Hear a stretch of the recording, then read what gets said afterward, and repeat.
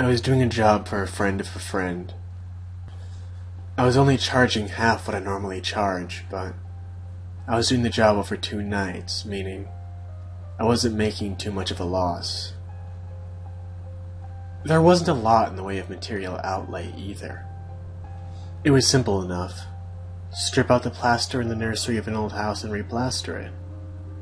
I'd have my mate with me, so it wasn't too big of a job.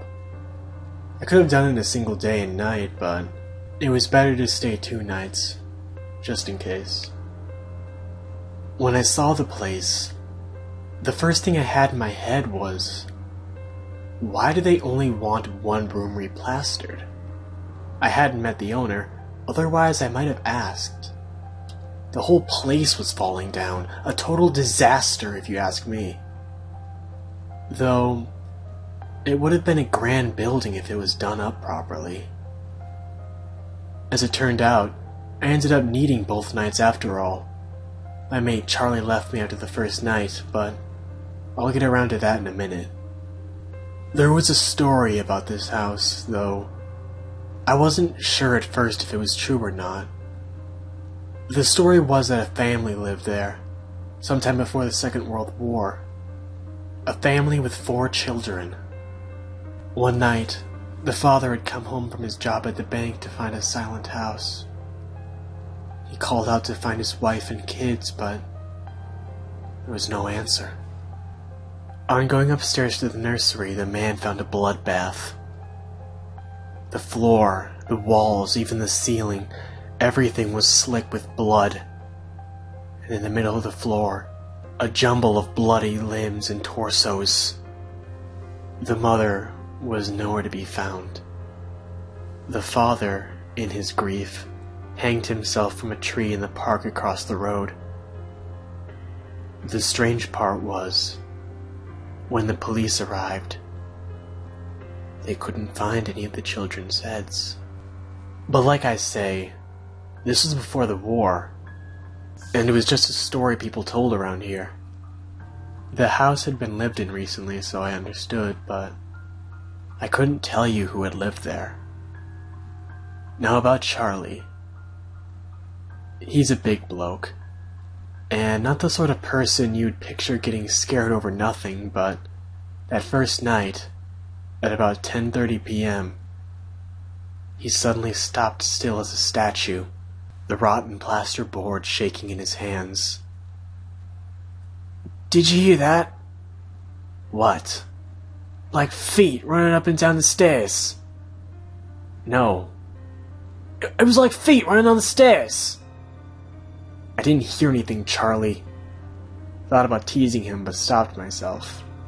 Charlie's a big bloke, and he doesn't have a sense of humor. "Little feet," he said, carefully putting down the plasterboard. Charlie walked over to the door and looked out.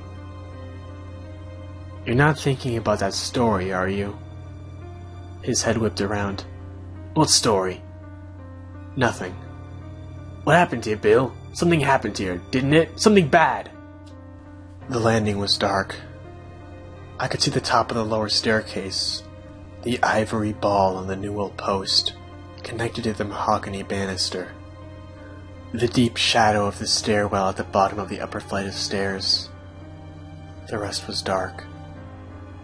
"Little feet," Charlie was muttering. Without another word, Charlie bolted out of the room, hit the light switch at the top of the stairs, flooding the scene with light, and galloped down the steps, almost flying down them. I heard the front door crash open, and that was the last I saw of Charlie for a very long time. He hadn't bothered to shut the front door, so down I went to shut it for him. Then I went back up the stairs, swore under my breath, shook my head, and got back to work. The second night was tough going. I should have gone back there during the day, but it was my wife's birthday, and I'd driven her out to a spa in Hempstead. I had to wait around to drive her back again. In the end, I got to the house at around 10 p.m., annoyed at putting extra pressure on myself, knowing that plaster was best applied during the day. The room was just as I'd left it. All the old wallboards were gone. The new wallboards were up, the seams taped, the wooden battens nailed in place. I got the buckets and started mixing the undercoat. It was around 2 p.m., and I was almost finished skimming the last section.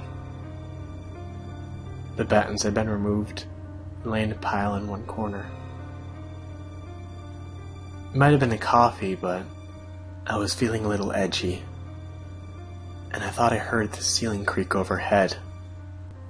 I got back on with skimming the plaster down and thought nothing of it. But then I heard the ceiling creak again.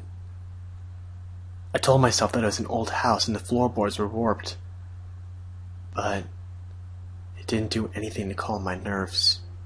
At about 2:20 a.m., something made me go out onto the landing. While I was standing there holding my breath, the trowel shaking in my hand, my eyes fell on the ivory balls on the Newell posts. There were 2 of them on the landing, as well as one at the top of the upper flight, and one at the end of the lower flight. 4 altogether. And with a decorator's eye, I began absent-mindedly to compare the 2 on the landing. They weren't identical, and it started to bother me. As I got closer to them, I realized 2 things. First of all, that there were fine zigzagged lines running across them. And second, that they weren't quite the right color to be ivory. The ceiling creaked again loudly. I ran down the stairs, just as Charlie had done the night before, and sprinted down the street to my van. I had my phone pressed to my ear as I turned the key in the ignition. Something moved in the nursery window. "What service do you require? Hello?" It took me a moment to catch my breath. "I want to report some human remains," I said.